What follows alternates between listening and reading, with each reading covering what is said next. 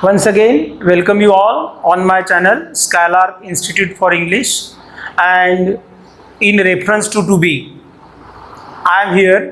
मैंने आपको पहले वीडियो में बेसिक बताया am, is, are, was, were, will be and shall be को कैसे इस्तेमाल करना। अभी उसी to be को लेकर अपन एक दूसरा वीडियो बनाने जा रहे हैं, थोड़ा कॉन्सेंट्रेट कीजिए। तो आपको उसका यानी second use of to be in tenses क्या होता है कि अगर जो बच्चा बहुत ही यानी पुअर है और उसे अगर ईज एक जगह दिख जाता है तो वो उसे डायरेक्टली बोलता है कि भाई सर ने ये मुझे पढ़ाया है, लेकिन वो ये नहीं सोचता कि भाई ये ईज के बाद अगर अब वर्ब है तो ये यहाँ पर वही वर्ब वही टू बी अब एक्शन इंडिकेटिंग हो गया। तो ये जो कन्फ्यूजन होता है, सो टू रिमूव दैट कन्फ्यूजन, वो कन्फ्यूजन दूर करने के लिए ये आज का वीडियो आपको बहुत ही यूजफुल रहेगा। तो शुरू करते हैं। Use of to be, use of to be now in tenses. अब ये क्या है, काय में यूज कर रहे हैं अपन, टेंसेस में, और particularly use of to be in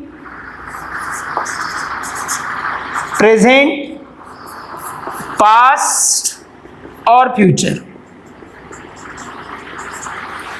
now you know that in present tense, जो प्रेजेंट टेंस है, जो भी अपनी जो एक्शन है अगर वो प्रोग्रेस में है, वो अगर इनकम्प्लीट है, इनकम्प्लीट एक्शन यानी वो जो क्रिया है वो चालू है, पास्ट में वो चालू थी, फ्यूचर में वो चालू रहेगी। जैसे मैं अभी आपको पढ़ा रहा हूँ, आई एम टीचिंग यू। आप कुछ दिन के बाद बोलेंगे कि भाई देव सर वॉज टीचिंग अस, अपने को ये पढ़ाते थे। अब मैं आपको बोलूँगा कि भाई नेक्स्ट वीडियो में मैं आपको पढ़ाते रहूँगा, that is will be teaching. So in this way how can I use to be in present, past and future. तो आपको मालूम है कि present continuous tense, present continuous tense में आपको सब्जेक्ट है, सब्जेक्ट के बाद आपको एम, इज, आ, इसके बाद आपको V4। अब V4 को ही अपन प्रेजेंट पार्टिसिपल बोलते हैं। जो मेन वर्ब है, जो मेन वर्ब है, अगर गो है तो इसको मैंने आईएनजी लगा दिया, ये गोइंग बन गया। अगर टेक है, इसको मैंने आईएनजी लगा दिया और ये टेकिंग बन गया। तो in this way we can make present participle by adding I N G to main verb. अब यहाँ पर आपको सब्जेक्ट के बाद एम, इज, आर, ये आपको मालूम है। अगर सब्जेक्ट सिंगुलर नंबर है तो आपको इज लेना पड़ेगा, अगर वो प्लूरल है तो आपको आर लेना पड़ेगा, और सब्जेक्ट अगर आई है तो आप सिर्फ एम ले सकते। इसके बाद प्रेजेंट पार्टिसिपल, बाद में आपको ऑब्जेक्ट लेना है और बाद में आपको कॉम्प्लीमेंट लेना है सेंटेंस को बढ़ाने के लिए। और सेंटेंस देखो क्या बनेगा। अगर मैं बोल रहा हूँ कि Golu is learning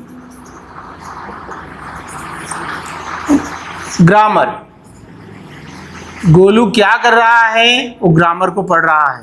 Golu is learning grammar. यहाँ पर मैंने इज लिया क्योंकि गोलू सिंगुलर नंबर है।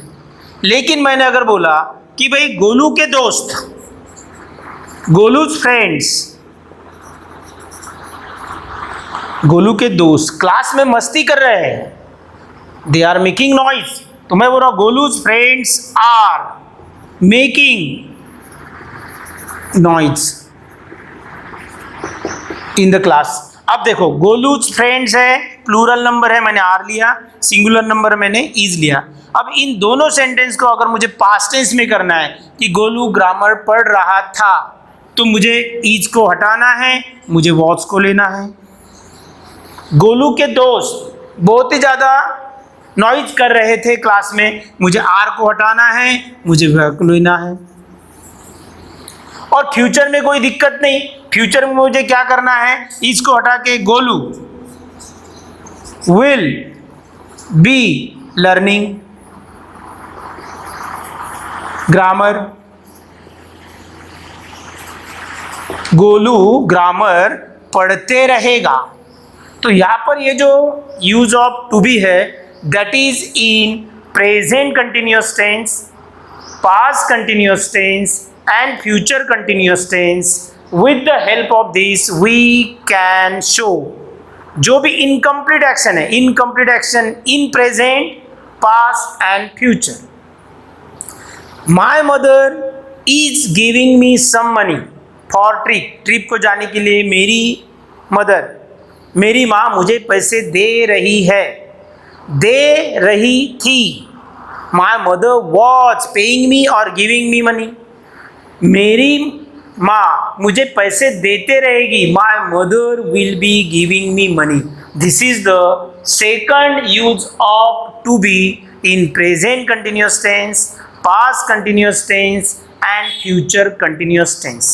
आई think that you have understood this, and now you have to keep one thing in mind, that first use is to show status. There is no action, but here action is very important. Here we have used present participle, यानी यहाँ पर जो भी है वो हो रहा है, हो रहा था, होते रहेगा. So this is the second use of to be. So friends, I hope that you like this, and if you like this, you can share, you can subscribe, and आपको जो भी प्रॉब्लम है वो आप कमेंट्स में लिख के मुझे भेज सकते हैं, so that I can answer you.